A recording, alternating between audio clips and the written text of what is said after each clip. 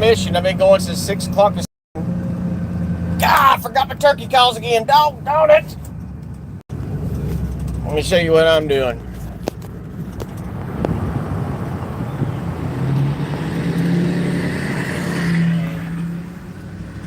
I am pulling I guess it was like an observation tower on top of a radio tower off of Barrett's Mountain in Trailersville, North Carolina. Very tip top of a mountain, which is remarkable to say the least. But this thing is huge. It's 12 foot tall on the inside and 10 foot circumference. My daughter was not very impressed. That's junk. I have been busy the last couple days. But yeah, this thing is huge. It takes up every bit of my trailer, and it is cracking. You can't tighten down fiberglass too tight because it'll crack, and it's weakening. But it is what it is, and it is fragile. Standing on its base, it'd be fine. The guys wanted to load it on its base and stand up like that. 12 foot tall is too tall off my trailer, and I'd probably clip lights. Well, that fat woman's in a big hurry. But yeah, this thing is massive. It is massive. It is fiberglass. I gotta go deliver it now. Been a busy week. Can't slow down when crap hits the fan. So much more money I can make when I'm just doing things by myself, not trying to help somebody else out. If you're working for somebody else, they're just taking your money, is all they're doing. I'm not going to do it. I'm not going to spend all my time working with somebody who don't appreciate it and who don't want to pay me. What's up, redneck? Speaking of rednecks, yeah. Boy, that'd make a heck of a hunting blind if I can get it up in a tree somewhere. But it is massive. This thing is 12 feet tall, 10 feet in circumference, and it literally fills up the whole back of my trailer. Not heavy. It's going to be a handful for me to get off the trailer by myself, but I've done harder jobs. Speaking of the harder job I did 3 days ago, my daughter, easy. Bumps are hard on this thing. My daughter posted an app on my phone, and this app is Freebie or something like that. Anything free in my area that pops up on Marketplace, Craigslist, or any digital media site, and it pops up as free, it sends it to me. So you guys know I like free stuff. So this popped up, and I was like right on it. I was the first one to message him, and he said as soon as he posted, there was like 7 people right then and there that was fighting to get it because it is valuable. This dome was probably, I'd say that thing's probably, I don't know. New, selling it to the government who owned it. They probably sold it to the government for $5 or $10 grand. It's got a top to it. It's got the top right here, and it's got a door on it where you can walk inside. It'd be cool if somebody could make a nice chicken house. It'd be cool if somebody could put it underground and make a root cellar out of it. That'd be cool for a root cellar. But that's to be determined. One of the first things I got off that free site, because you know me, I'm always rolling with it. See, that's that beep. That's free stuff coming through. It goes beep, beep. That's free stuff coming through.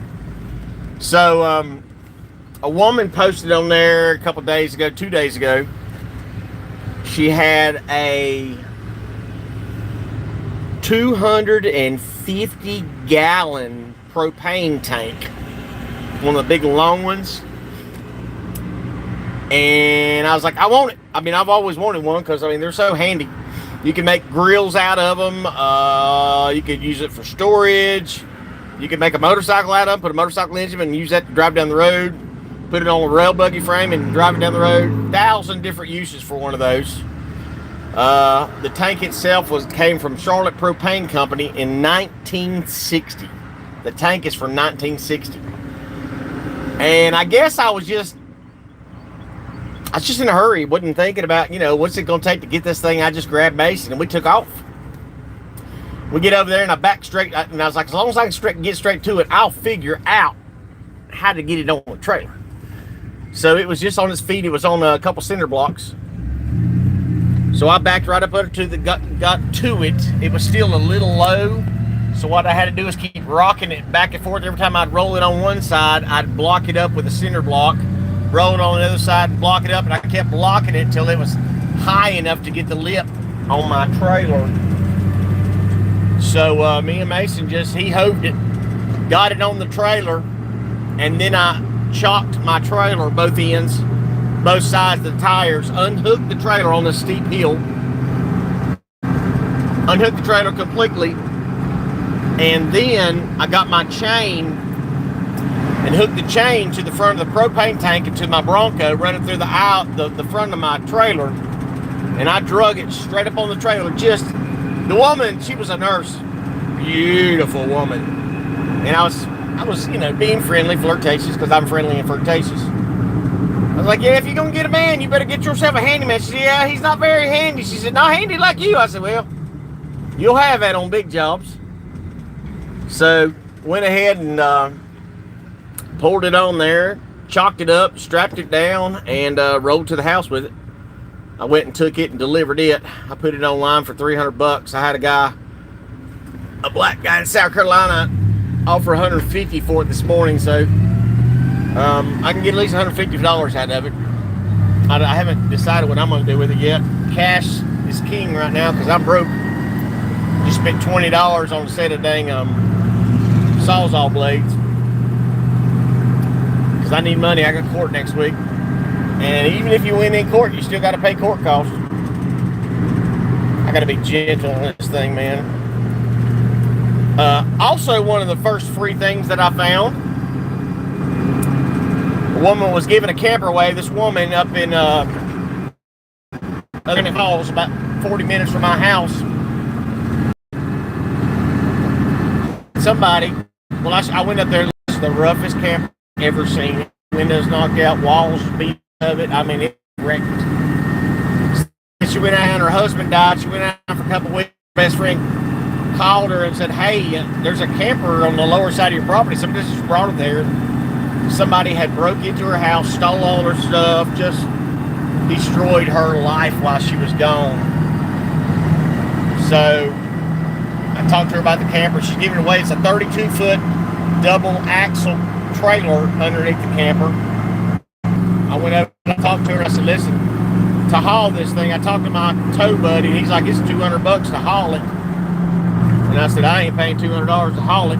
It's worth it, but he's not even going to haul it the way it is because it's literally got walls hanging off the side and windows missing and all kinds of craziness. So I told the woman I'd have to come back by there this week and get all the trash out of it. I got to make it where it can be pulled.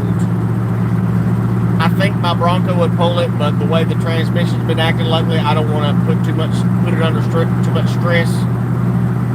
But if I can get the trailer fast enough to the house, if I can get it the way I want to, I got a guy with a Miller gas welder, a portable gas welder. He wants $2,000 for his welder, which is too much.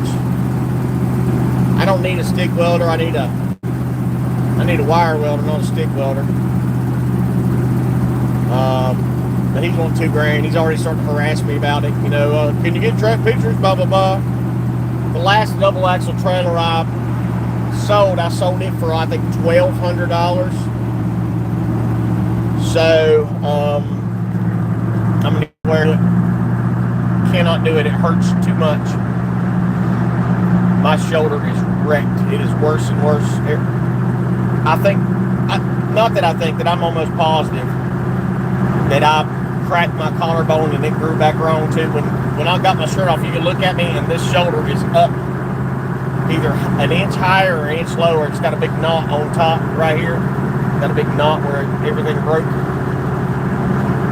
So, yeah, I got to get this camper cleaned off where it can be pulled.